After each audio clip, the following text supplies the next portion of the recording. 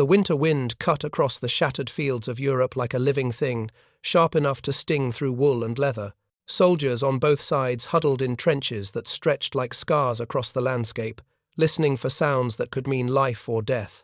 But among the usual chaos of artillery and rifle fire, there were rumors that drifted through German units like cold smoke.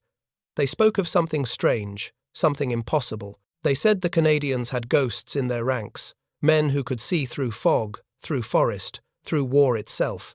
Men who fired only once, and yet their enemies fell as if the bullet had known their name. To the Germans, it felt like witchcraft.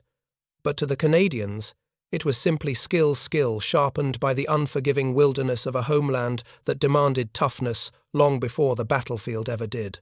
Long before the world called them snipers, many of these men grew up deep in the wilds of Canada. They hunted for food, not sport.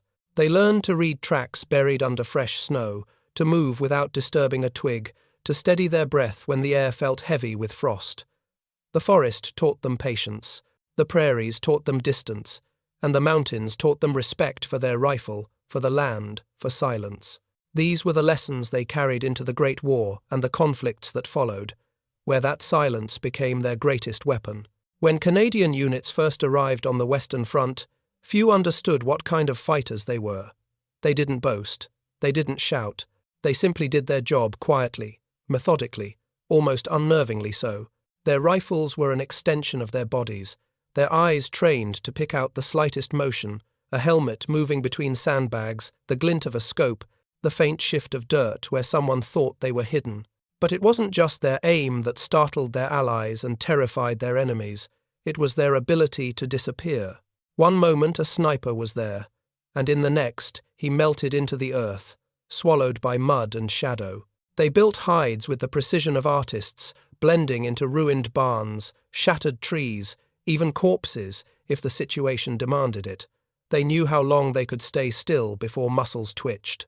They knew how to let the war flow around them while they waited sometimes for hours, sometimes for an entire day for a single perfect shot.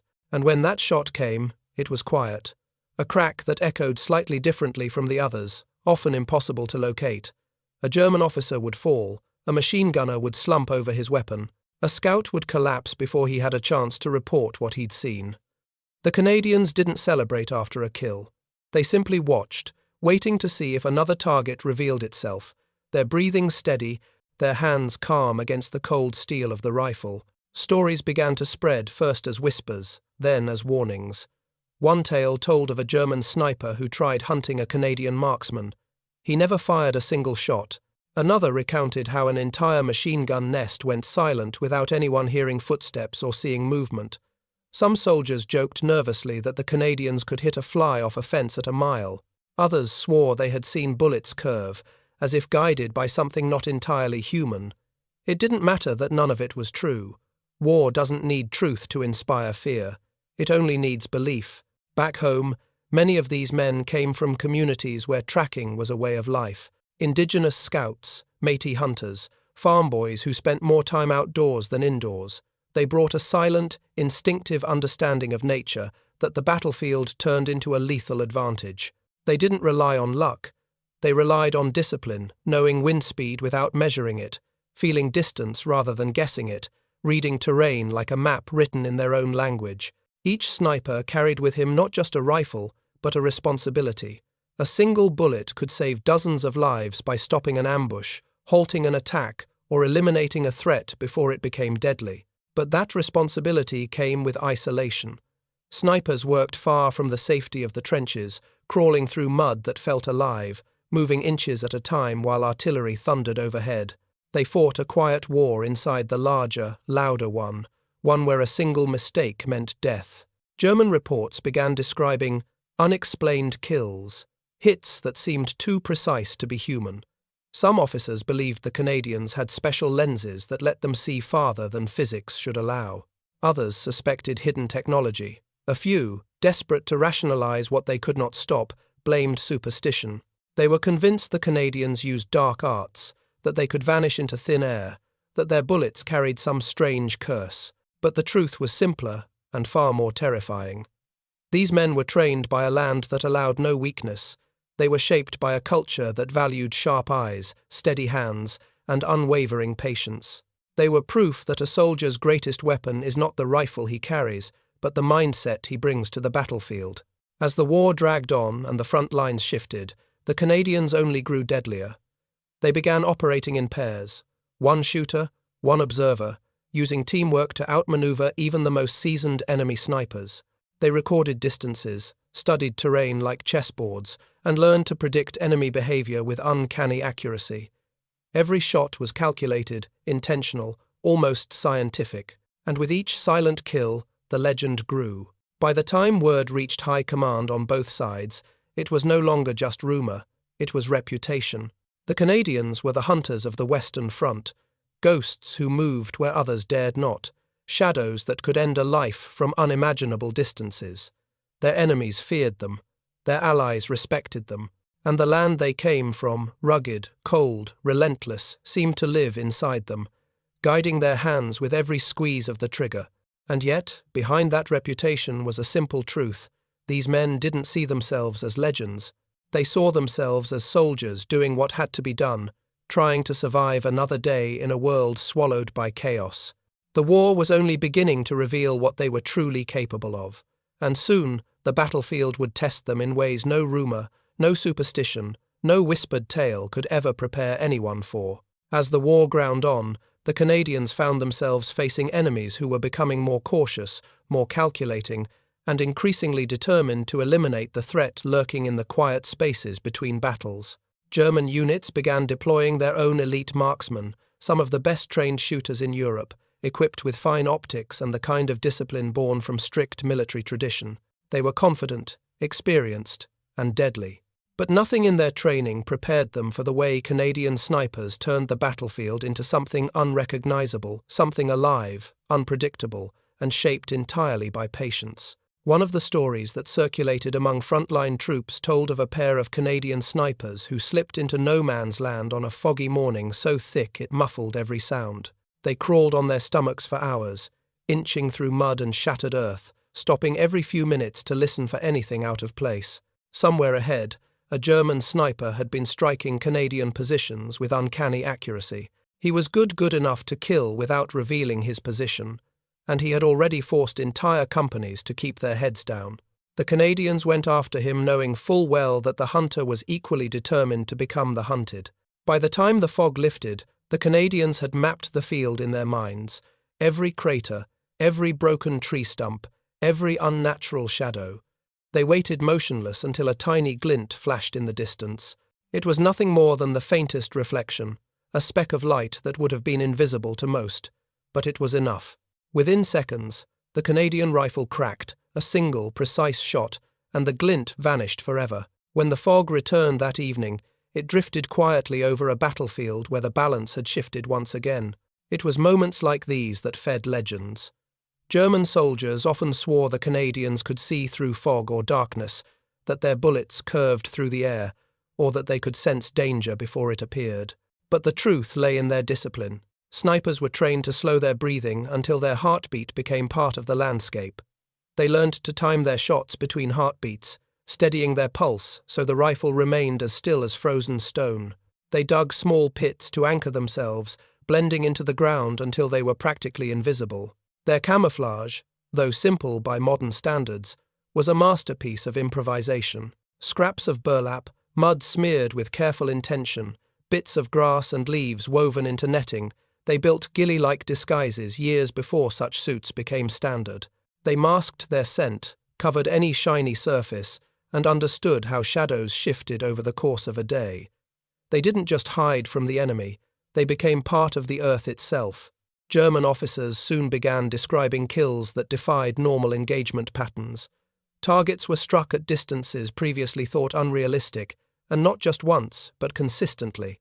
Machine gunners were taken out before they could fire a single burst. Artillery spotters fell while surveying the horizon. Even brief movements, someone adjusting a helmet strap, someone lifting binoculars for a second too long, became moments of fatal vulnerability. One of the most chilling accounts came from a German prisoner who described facing a Canadian sniper during a prolonged standoff. His unit had been pinned down for hours, terrified to move. The sniper didn't fire rapidly. He didn't hunt frantically. He shot slowly, deliberately, like someone turning the pages of a book. Each hour brought another casualty. The Germans tried decoys, mirrors, even mannequins made of sandbags, but the sniper didn't waste a single round on them. He was waiting for real movement, real intention. To the survivors, it felt as if the man had read their minds. But beyond the fear and legends, there was a deep sense of respect among those who understood the discipline required. Snipers didn't live comfortable lives. They slept in mud, often without food or water for long stretches, fighting not just the enemy but cold, loneliness, and exhaustion. They carried the mental weight of every shot, knowing each pull of the trigger changed the course of someone's life. They fought quietly, without applause, without fanfare, often without anyone knowing what they had accomplished. Some Canadian snipers became famous enough that even German units learned their names. Men like Francis Pegamagabo, an Ojibwe marksman whose skill seemed beyond human. Though much of his reputation rose from his courage and cunning, enemy troops believed he could move through battle unseen, striking with precision that bordered on supernatural. Then there was Henry Norwest, a master of camouflage whose ability to disappear became the stuff of legend among both friend and foe. The Germans had snipers of their own who were extraordinary, but something about the Canadians shook them in a different way. Part of this mystique came from how the Canadians adapted to the chaos of the front lines. They used shattered ruins as firing nests, laying among rubble until brick dust coated their uniforms. They perched in demolished church towers, crawled beneath broken fences, or dug shallow pits in the most unlikely places. And they always worked in pairs, one scanning, the other sighted in moving, with a kind of silent communication that made them feel less like individuals and more like a single, precise machine. Their observational skills were beyond remarkable. They could estimate the distance of a target by the size of its silhouette, detect a hidden position from how birds behaved overhead, or tell from the shape of a boot print whether the enemy had passed minutes or hours earlier. They'd watch enemy trenches for days, learning soldiers' routines, waiting for patterns. A man who always ducked left would be met by a bullet the moment he repeated the motion. It wasn't witchcraft. It was focus. Focus so intense, it bordered on something spiritual. A sniper's world narrowed to a circle of vision, the width of a rifle scope. Everything else, explosions, shouting, the tremors of artillery faded into the background. What remained was the target, the wind, the breath, and the inevitability of a shot that felt as though it had been waiting to happen all along. Yet, despite all their skills, the Canadians never underestimated the danger they faced. They knew a single mistake, one reflective button, one improper angle, one careless sound could expose them. They feared counter-snipers as much as any other soldier did. That fear kept them sharp, kept them alive. What made their story extraordinary wasn't the kills themselves, but the unwavering patience behind them. They understood that their value wasn't in the number of shots they fired, but in the precision of each one. And the more accurate they became, the more the Germans feared them. The Germans eventually began assigning entire squads to locate and eliminate Canadian snipers. Yet time after time, those squads reported the same thing. They never saw where the shot came from. Some said the Canadians hid inside trees. Others believed they tunneled underground. A few insisted they used mirrors to remain invisible. None of it was true, but the fact that seasoned soldiers resorted to such explanations said everything. The Canadians were rewriting the nature of the battlefield, shot by shot, shadow by shadow, leaving their enemies wondering not just where the next bullet would come from, but whether it was even possible to avoid it. The fear had already taken root. The climax of their legend was still ahead. As the war reached its most brutal and unforgiving phase, the Canadians found themselves at the center of battles, where the line between survival and annihilation narrowed to the width of a rifle barrel. The Germans had grown desperate. Every advance they attempted risked running straight into the invisible reach of a marksman they could not detect, could not predict, and could not outshoot. Their commanders warned them that certain sectors of the front were cursed places, where raising your head above the parapet even for a second could be a death sentence. But the truth was more unsettling. The Canadians had perfected a kind of patience that made them feel less like soldiers and more like shadows cast by the war itself. One of the most unforgettable moments came during a prolonged battle in which German snipers were brought in specifically to counter the Canadians. They were the best the Germans had, men who had survived countless duels, men who prided themselves on spotting a flicker of movement from impossible distances. They set themselves up in ruined houses, in church steeples, in camouflaged pits along the ridge, confident that they could turn the tide. But the Canadians were already waiting. It began with silence, hours of it. The kind of silence that eats at nerves, that forces a man to question every instinct he has. The sun crawled across the sky, shadows shifted, and still nothing happened. German snipers scanned the ground until their eyes burned, looking for anything, any sign of life. They didn't notice the quiet patch of grass that didn't sway like the rest. They didn't see the lump of broken earth that hadn't been there the day before. They didn't hear the faintest scrape of cloth against soil. And then, one by one, their firing positions went dark. No one ever heard the Canadians move. No one ever saw them relocate. And when the Germans finally realized their positions were compromised, it was already too late. Panic spread through the lines, and German soldiers began to abandon their vantage points, terrified of an enemy who seemed to exist outside the normal rules of the battlefield. But the climax of the Canadians' legend didn't lie in any single battle. It lay in the moment the Germans officially documented what they had come to fear. Reports written by their officers described Canadian snipers as abnormally precise and impossible to locate. Some claimed their shots defied wind patterns. Others noted that the timing of their attack seemed inhumanly calculated, as if the marksmen knew exactly when their targets would expose themselves. These were not compliments. They were confessions. The Germans had no explanation that made sense, so they turned to the only one that felt large enough to contain the fear. These men possessed abilities beyond normal soldiers. The Canadians themselves never embraced this myth. They knew exactly what their abilities were, skills honed through training, instincts shaped by the land they came from, and the fierce determination to protect their fellow soldiers. They didn't see themselves as anything more than ordinary men placed in extraordinary circumstances. But myths have a way of growing in the cracks left by fear, and on the Western Front, those cracks were deep. In the final stages of the war, as exhaustion weighed on every nation involved, Canadian snipers became more than just sharpshooters. They became guardians. They watched over advancing troops, clearing enemy nests before they could open fire. They protected medical teams retrieving the wounded. They eliminated threats that could have turned hard-won gains into blood-soaked retreats. Their presence reassured their own men, who felt safer knowing an unseen protector was watching from somewhere up ahead. It wasn't uncommon for soldiers to whisper to one another, "If he's out there, we'll be fine."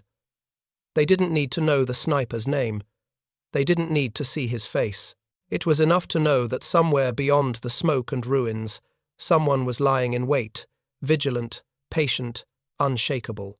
But every legend carries its cost. Many snipers returned home burdened by memories that lived far from the praise they received. They rarely spoke of what they did, not out of secrecy but out of quiet humility.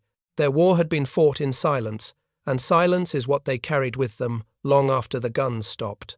Time passed, the world changed, and yet their reputation never faded. Historians still marvel at the records they set, modern snipers still study their methods, and stories told by those who faced them continue to echo with the same awe and dread. The myths of witchcraft, of supernatural precision, of bullets that seemed guided by unseen forces, those stories became part of military lore, whispered not because they were true, but because they captured how it felt to face an enemy who seemed invisible, unstoppable, inevitable. What the Germans called witchcraft was nothing more than mastery. Mastery earned through hardship, sharpened by nature, and tested in the most unforgiving conditions war could create. These were men who combined wilderness instincts with battlefield discipline, turning patience into a weapon and silence into a shield. Their legend endures not because of fear, but because of what they represented, the astonishing potential of human skill when forged by determination, shaped by environment, and driven by purpose. They remind us that even in the darkest moments of history, greatness often rises quietly unnoticed at first, unheard, unseen until the moment it changes everything. And so, Long after the battlefield grew quiet and the trenches filled with rainwater and time, the story of the Canadian snipers lived on, not as ghosts, not as sorcerers, but as men whose precision rewrote the rules of war, whose patience broke the will of their enemies, and whose legacy remains etched into history like a single, perfectly placed shot that echoes long after the rifle's report has faded. The Germans searched for magic. What they found instead was something far more real and far more formidable, skill so refined it felt like destiny,